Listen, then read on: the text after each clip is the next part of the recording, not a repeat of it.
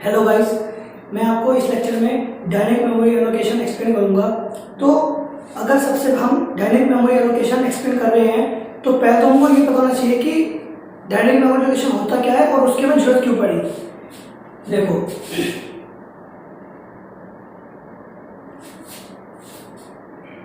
Basically जो हम अपने प्रोग्राम के लिए या फिर जब भी हमें सिस्टम से कुछ मेमोरी चाहिए तो हम दो तरह से हम मेमोरी एलोकेट करते हैं। एक होता है आपका स्टैटिक मेमोरी एलोकेशन और एक होता है डायनेमिक मेमोरी एलोकेशन। एग्जांपल समझते हैं। अब तक हमने एरे में देखा, जैसे हमने इंट a ऑफ 10 लिखा तो वो क्या करता है, वो आपको मेमोरी में कंटिन्यूअस 10 ब्लॉक दे देगा, ठीक है। और 10 ब्लॉक दे देगा, साइज इंटीजर है तो हम 10 के 10 ब्लॉक में इंटीजर वैल्यू को स्टोर कर सकते हैं, ठीक है। मैंने आपको जब एरे बताया था एक चीज बताई थी कि हमको हमेशा एरे का साइज पहले डिक्लेयर करना होता है, वरना तो वो एरर दे देता है। तो बेसिकली अगर जहां पे हम साइज को पहले ही डिफाइन कर देते हैं, इसी तरह की मेमोरी एलोकेशन को बोलते हैं हम स्टैटिक मेमोरी एलोकेशन।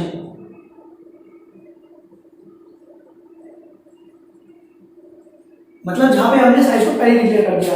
अब आप सोचोगे कि जब स्टैटिक मेमोरी एलोकेशन था तो फिर डायनेमिक का क्या मतलब है। देखो, सपोज करो जैसे मैंने यहाँ पे 10 साइज का एरे डिक्लेयर कर दिया और मैंने ऊपर 10 का डिक्लेयर कर दिया, बट जब मैंने नीचे एरे में वैल्यू एंटर करी, मैंने सिर्फ 5 ही एंटर करी, 1 2 3 4 5, ठीक है। जो आपके बाद के 5 ब्लॉक्स हैं, ये 5 ब्लॉक्स यहाँ पे खाली पड़े हैं। खाली है मतलब मेमोरी वेस्ट हो रही है। अब मेमोरी को हमें वेस्ट नहीं करना है। या फिर एक चीज और समझ लो, जैसा आपने 10 का डिक्लेयर कर दिया 10 साइज का, आपने 10 के 10 एलिमेंट इसमें फिल कर दिए पूरे, और आपको बाद में पता लगा यार मुझे तो 4 एलिमेंट और इंसर्ट करने हैं। तो ऐसे केस में आप एरे का साइज नहीं बढ़ा सकते। आपने 10 वैल्यू इंसर्ट कर दिया, आपको दोबारा 4 और चाहिए, तो आप एरे का साइज नहीं बढ़ा सकते। तो ये लिमिटेशन है आपकी स्टैटिक मेमोरी एलोकेशन की। मतलब आपने जो एक बार डिक्लेयर कर दिया, आप उस साइज को चेंज नहीं कर सकते हो।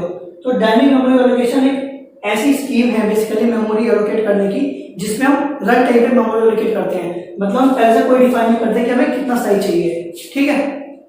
तो वो होता कैसे है बेसिकली, अगर मैं डायनेमिक मेमोरी एलोकेशन की बात करूं तो गाइस सी लैंग्वेज में std library.h हेडर फाइल में आपके 4 फंक्शन दिए गए हैं।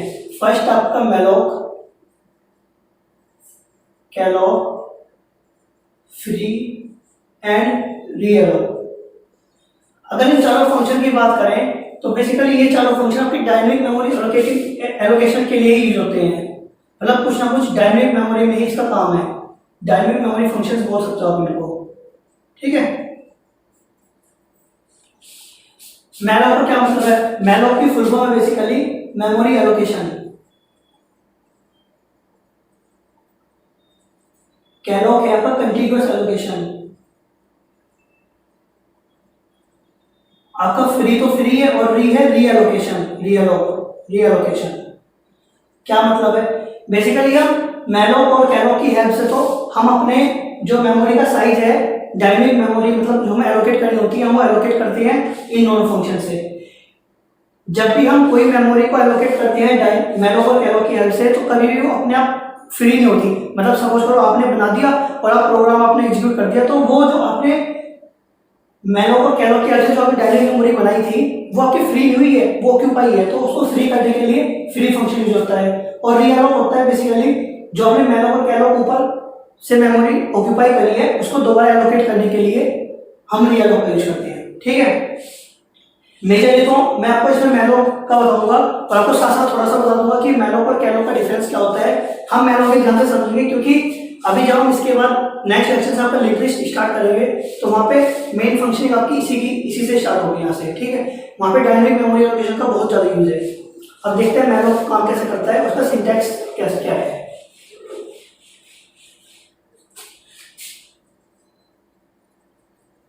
अगर सिंटैक्स की बात करें मैलोक की, तो गाइस सिंटैक्स होता है इसका कास्ट डेटा टाइप। अभी बताता हूं उसका क्या मतलब है। मैलोक और बाइट साइज, और इसको हम एक स्टोर कर लेते हैं।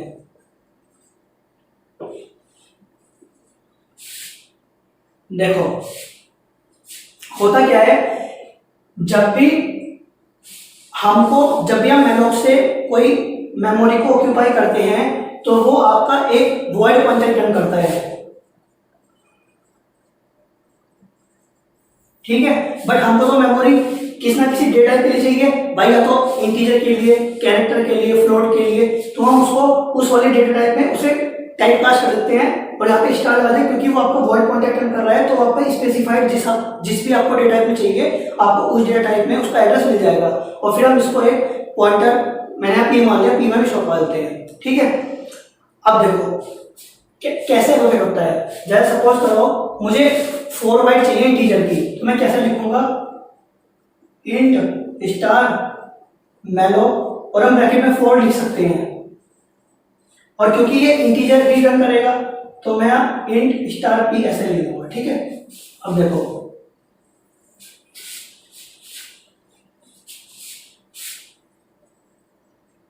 हमें 4 बाइट चाहिए थी और हमने यहाँ सिंपल 4 लिख दिया, बिल्कुल सही है, कोई दिक्कत नहीं है। बट जनरली हम ऐसा इसलिए नहीं लिखते, हम इसको प्रेफर नहीं करते ऐसे डायरेक्ट 4 लिखना। ऐसा क्यों? क्योंकि सब आपको पता है हर सिस्टम की कॉन्फ़िगरेशन अलग होती है, कुछ सिस्टम में आपका इंटीजर 2 बाइट लेता है, कुछ में 4 बाइट लेता है, तो वहाँ पे ये वाली चीज़ गड़बड़ हो जाएगी, ठीक है। तो हम ऐसी कंडीशन से बचने के लिए, ऐसे एरर से बचने के लिए हम क्या करते हैं, हम 4 की जगह लिखते हैं सिंपल साइज ऑफ इंट, मतलब जिस भी सिस्टम पे हम रन करेंगे उस प्रोग्राम को, फिर वो उस सिस्टम में जो भी इंटीजर आपका जितना बाइट लेगा वो आपकी उस हिसाब से मेमोरी ले लेगा, और फिर जितने भी हमको 2 बाइट 4 बाइट 6 बाइट जितनी चाहिए हम उस हिसाब से अपना ऑक्यूपाई करते रहेंगे, ठीक है।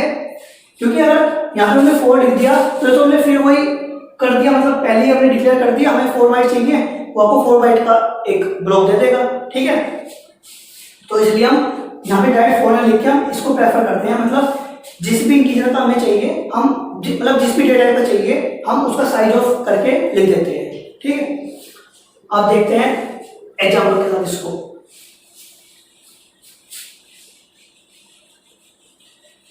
चलिए सपोज करो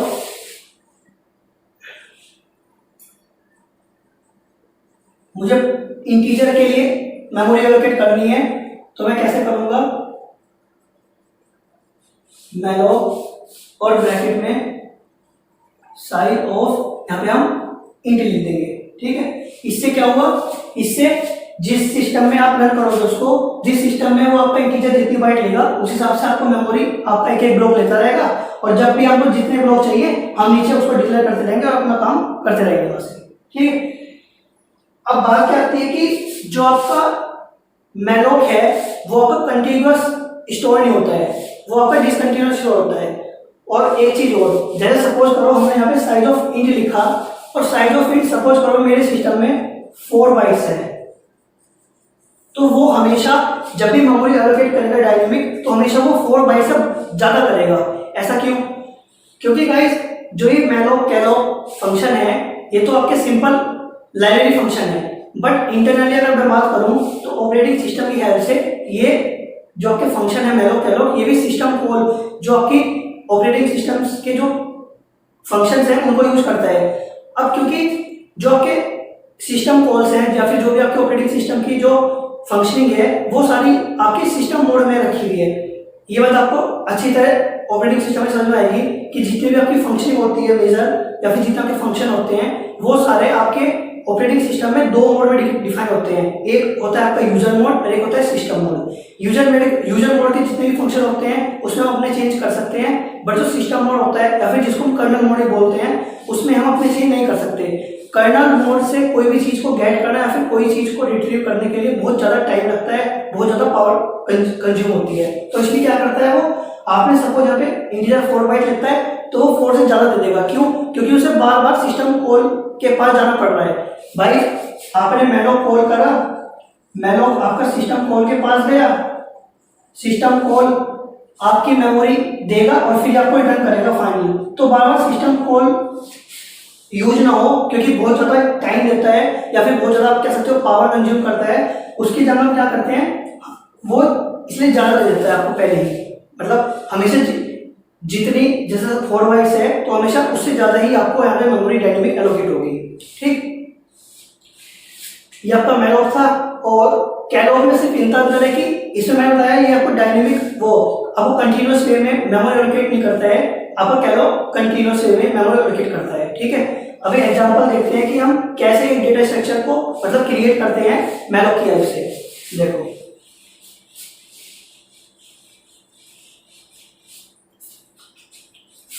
सपोज करो मैं लिख रहा हूँ, मैं आपको एक स्ट्रक्चर बना के दिखाता हूँ मैलोक डायनेमिकली, देखते हैं कैसे बनाते हैं। Struct node int data, struct node start day. यहाँ पे आपका ये सेल्फ रेफरेंशियल स्ट्रक्चर है जो आपको लास्ट लेक्चर में बताया था। ठीक है, और अब क्योंकि ये तो हमने सिंपल एक स्ट्रक्चर डिफाइन करी है, अभी मैंने इसको कोई वेरिएबल नहीं बनाया, कुछ नहीं बनाया, अब हम उसको डायनेमिक बनाएंगे स्टैटिक की जगह। कैसे, देखो आपको पता है कि हम हमेशा मैलोक के ब्रैकेट में लिखते हैं साइज ऑफ ऑपरेटर यूज करेंगे, तो यहाँ पे लिखेंगे साइज ऑफ। अब बात आती है कि क्योंकि हम स्ट्रक्चर का बना रहे हैं और अभी तो हम लिखते हैं यहाँ पे साइज ऑफ इंट, बट यहाँ पे तो क्योंकि स्ट्रक्चर को कैसे लिखेंगे, यहाँ पे लिखेंगे size of struct node.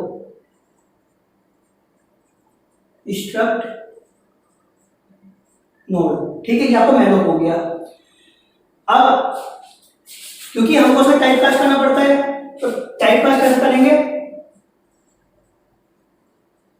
Struct node star, मतलब ये आपका जो स्ट्रक्ट नोड बनाई हमें उसका ही उसी टाइप में आपको पॉइंटर रिटर्न कर देगा उसके उसमें। ठीक है, अब इसको हमें स्टोर करना पड़ता है।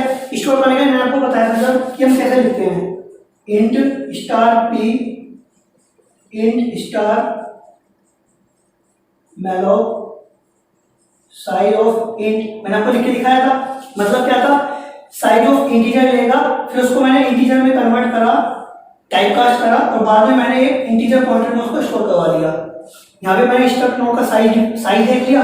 साइज क्या होगा, सपोज करो इसका आपका 2 है और इसका भी 2 मान लिया, 2 और 2 4, तो या तो 4 या फिर 4 से बड़ा या आपको यहाँ से आपको साइज दे देगा इसका। ठीक है, मतलब 4 बाइट्स या फिर 4 से ज्यादा वो डायनेमिक मेमोरी एलोकेट कर देगा। यहाँ पे स्ट्रक्ट नोड स्टार मैंने उसी स्ट्रक्चर में उसको टाइप कास्ट कर लिया, अब उसको स्टोर करवाना है। स्टोर करवाने के लिए मैंने यहाँ पे दोबारा इंटीजर पॉइंटर लिया था जिसमें टाइप कास्ट करेंगे, भाई उसी में तो स्टोर करवाएंगे, तो यहाँ पे लिखेंगे हम स्ट्रक्ट नोड स्टार पी। इससे क्या हुआ, ये आपका पी एक पॉइंटर वेरिएबल बन गया जो आपका जो आपने नोड बनाएंगे मतलब जो आपने स्ट्रक्चर बनाएंगे नोड नाम से उसको ही रेफर करेगा। पी एक पॉइंटर वेरिएबल है जो आपका स्ट्रक्चर है जो नोड नाम से उसको रेफर करेगा। साइज ऑफ स्ट्रक्ट नोड करके हमने उसी स्ट्रक्चर का साइज निकाल लिया और यहाँ से हमने उसी में उसको टाइप कास्ट कर लिया।